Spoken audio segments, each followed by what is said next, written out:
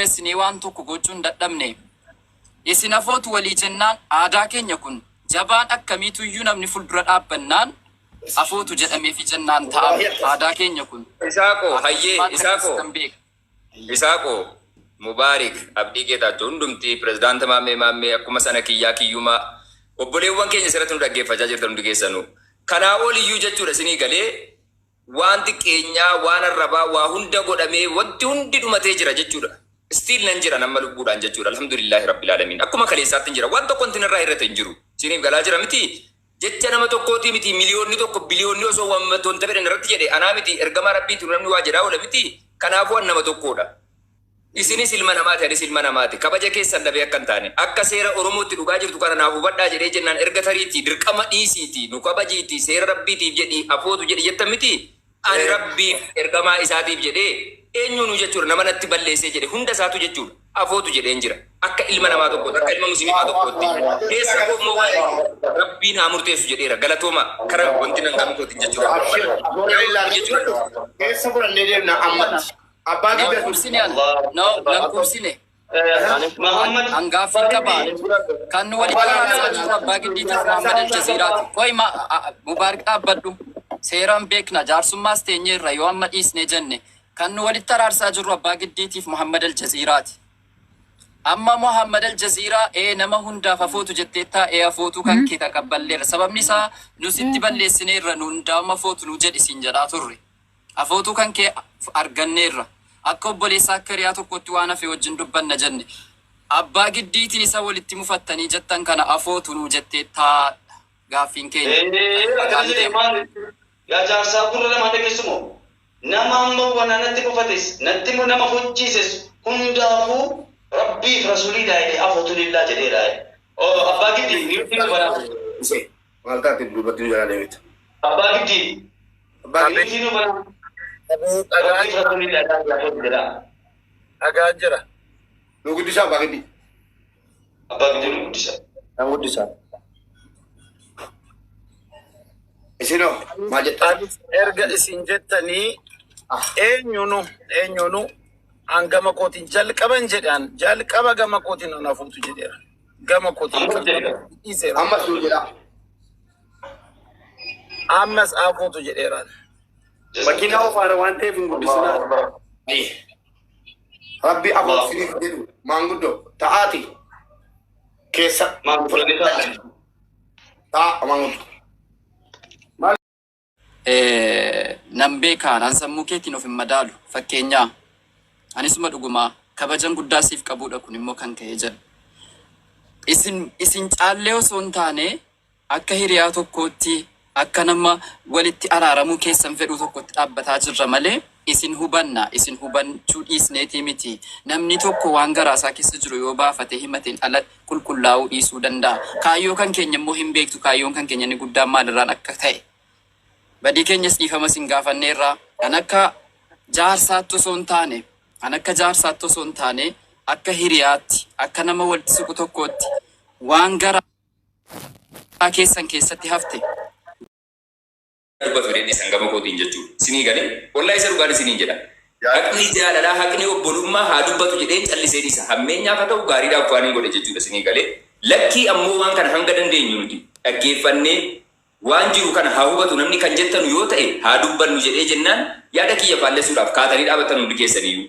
Ani isin caalu taa'aan isiniin jedha waan isin irratti murteessitan nan fudhata dhuunfaa kootti eenyu oliyyuu miti waan hin ta'eef jechuudha. Garuu akka isin karaan taan irra deemaa jirtan naaf godhudha jechuun barbaada galatoomaa. Taa'aa amma kabajaa. Andee qoy abdi riipoortii godhamaa ramoon irratti cufuudhaaf maaf akka ta'e hin beeku. Koppiliingii godhaa jooni koppiliingii godhaa meeqa? Koppiliingii godhaa danda'u. Yaanni faallaa wayii jiru namni rabbiif jecha. Jechuudhaa fi intanii na agarsiisaarra riipoortii intanii waarniingii. Koppiliingii godhaa koppiliingii wanni caalu hin jiru kaa'ati toogirratti. Koppiliingii godhaa. Koppiliingii godhaa waarniingii na agarsiisaarra naafatti cufuudhaaf. Koppiliingii godhaa. Iyyaa warningi wayitu hin jiru warningi wanti si gochiisu hin jiru asirratti wanti adeeme tokkoyyuu waan giraafik kontantii yookaan ammoo gaayidlaayinii seera isaanii waan cabsu waan hin taaneedhaaf waan tokko waan si godhuun qabu tarii atachitti waa wayiin fayyadamini Normally asirratti wanta agarsiisu osoo asirraa warningi qabaatte koobantii jalatti nutti agarsiisa. Sitti fakkaataa jira malee seerumaan deemaa jira ijoolleen kooppileen kaa godhanuu dhimmaa jira. Keessattoota akkasii mudata kooppileen kiiwadha. Ayyee. Galatoomaa goona. Haasaa keenya haasaa ijoollee daa'imaan goonu. Nama 2,800 nu daawwataa jira. Maalirra akka geenyu baruudhaaf dhaabataa jiru lafti halkanii xiqqaate sa'aatii 7 ta'eera halkan keessa sa'aatii boqonnaatii sa'aatii rafeetii garuu obboleewwan keenya wal lolanii adda ba'anii nuti immoo boqonnaa fudhachuunis barbaachisaa miti gaariis miti nurraas hin bareedu. Ijoollee hiriyoota keenya biyya keessaa biyya alaatii dhaabataa jiru. Maammeen ifaan biyya keessa jirra warri kan baar gama teessanii kan isin jirtanu. Wanni mudate waan baay'ee qaaniidha. Waan nama yeellaayisuudha. Namni meeqa tabii nu waraabaadha. Sa'aatii kana beekamaadha.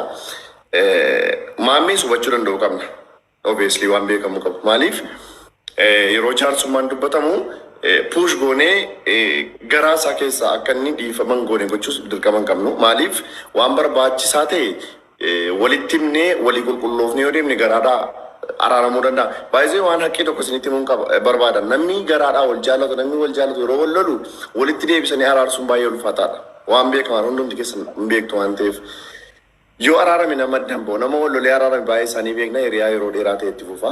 So waan kana akkanatti akka majjaajaaltan majjaajal asfalaagi አይደለም እዚህ ጋር ትክክለኛውን ነገር ነው ማድረግ ያለብን እዚህ ጋር ምንድነው ፍላጎታቸው ማሜን ድርቅ የዴራ ማሊቪ አንሃካ ኮምበርባዳ አቀበሉማን በርባዳ ወሊኛኔ ወሊ ዱብኔ ረዳራ በአልጀዚራ አባንግዲ ሀዳ መናኮነ ጀላ አረብ ሲዴራ dogoggoraan isa ta'u qoosaadhaaf isa ta'u maaliif akka jedhe dhiifamanaaf gaafatu jedheera. Nuti warri jaarsaa በድፍን ተነስተን መቆም ሳይሆን ጉዳዩን ወዴት ነው መውሰድ ያለብን በአንድ ድምፅ ተነጋግረን ወስነን ነገሩን ወደ ዙም እንውሰደው ከዛ በኋላ ተመልሰን ላይቭ እንምጣ ኦር እዚህ ጋር ነገሩን እንጨርስ የሚለው ነገር መውሰድ አለብን። እሺ ተናገር። አስቆሚ ይፈመና ወዲ እንዳባ ይሄ መጃጃል ሳይሆን ትናንትና ከአባቶቻችን ዋን አቦቲ ከኛላ ከሰበረን ኔፊ waanuma aadaa naannoon qabu yoo kanannoo biraan jirre darginen nama ol keelaabatu darginen madda waanuma aadaa naannoo keenya qabu fudhanneeti gadi baane yoo wallaala taanes jarri immoo xiqqoo isin nu caala beeku waan tokkittii kan xumuraan dubbadhaam maali beektaa jaarsi ol kee dhaabachuun dantaa keenya dhaabanne araara barbaacha dhaabanne garuu wanne tubachuu qabdu aljaziiraa tan deebi ammasa maammee hin baafatin waan garaa keetiin dubbatini otoo hin taane keessootti dubbanna ol kaanii dhaabachuun keenya ulfina keessan malee wanni biraa hin jiru suusii dhaabachuu qabaanne miti anuu nama miilli birgaa na intalaa jedheera ol kaanii dhaabachuun keenya kabaja keessanii fi kabaja nuu qabaadhaati aafii olee jala isati immoo miidiyaa irratti dubbiin kun bade miidiyaa irratti dubbiin deebi'a jedhu kanaaf deebiin koo akka mubaarak musammaatti akka nama tokkotti jechuudha. Eeyyee miidiyaa irratti dubbiin badde nan beekaa namootaaf barnoota ta'aa jette. Irra caalaan kamtu caalaa Maammal Aljaziiraa ati amma ulfina nuu qabaatte ummataaf ulfina qabaatte lakki wanni rabbiin caalte hin jirtu afoona lillaa dubbii koo immoo keessaan naa laala jechuutu ummata miidiyaatiif barnoota ta'amu akka kana booddee miidiyaa irratti maanguddummaan hin ta'amne akka boru wallaalli walitti ka'ee nama 3,000 irratti nama 2,000 irratti nuufa dubbatamu hin jenneef barnoota ta'uu fakkeenya ta'uu gaariidha moo asirratti dubbatamee fatfatamee wanni biraas wanni naasaan yoo jiraatti nama harkaa baatee yookiin wanni namni itti dabalus taajjabus yoo jiraatti wal taajjabnee jechuutu barnoota namaa ta'a kamtu barnoota ta'ame. Asirratti dubbatamaa jira maanguddummaan eeyyee nama 5,000 irratti 7,000 irratti argineera maanguddummaan dubbatamaa ture. Amma immoo maanguddummaa keessoo kadhachuu kana yoo fakkeenya goonee'o barnoota yoo namaaf goonee'o dirqama asirra teenye haasofne nama barnoota gochuun keessootti goonee barnoota namaa gochuun barnoota hin taatu tarii keessootti obbolaa lama walitti madaa'e namni wal jaallatu waa hedduu walitti kaasuun mala namni wajjin dabarse waa hedduu waliin qaba kana fakkeenya gochuun dandeenyu namaaf kamtu caala immoo nuyiifis namaafis kamtu caala asirratti dubbannee ila kana qofaa miti itu yoo dubbatanii hajjiriin kan rabbii biraan hin dhabamu maaliif beektaa namni hundinuu haga fedhe ummata amansiisuuf utuu dubbadhu jennee carraa kenninee fi Maammal bin Aljaziiraa haga fedhe ituma inni dubbate onneen namaa rabbiin akka jirti Sigalee. Onneen nama rabbiin akka jirti yoo rabbiin jechuudha uummata kana jechuudhaan lubbuun kanas takka gadhituma akka qabaatte illee Allah ni dafnu jechuudha. Wanti guddaan tokkoffaa rabbiin biraa hajirii argachuu. Lammaffaa seenoo obboleessa keetiin saahiba keetiin wajjin nyaatee dabarsite. Sigalee. Yeroo si saahiba. Achoo akkuma sana kiyya pirezidaanti maammee waan kana jechuudha isaak zeenu waan kana jechuudha akka jaarsummatiin osoo hin taane jechuudha. Akka dirqama jechuudha beetanii yoo waan kana yaada kana faallessee jedhe tuffii keessan akka waan qabu seera rabbii akka nama cabsee seera rabbii fudhachuu dideetti akkasitti na fudhachaa jirtu.